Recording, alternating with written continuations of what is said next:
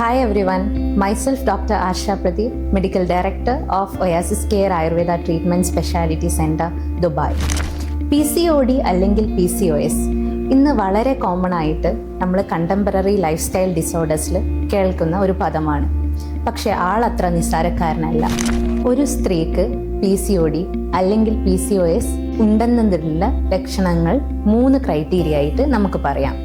ഒന്നാമത്തേതായി ഇറഗുലറായി വരുന്ന പീരിയഡ്, രണ്ടാമത്തേതായി സ്ത്രീ ശരീരത്തിൽ അധികമായി കാണുന്ന ആൻഡ്രജൻ ഹോർമോൺസ്, അതുകൊണ്ട് തന്നെ അവരുടെ ശരീരത്തിൽ അമിതമായ രോമ വളർച്ച, അതുപോലെ തന്നെ അതികഠിനമായ തളർച്ച, എക്സസീവായ ഹെയർ ലോസ് എക്സെട്ര.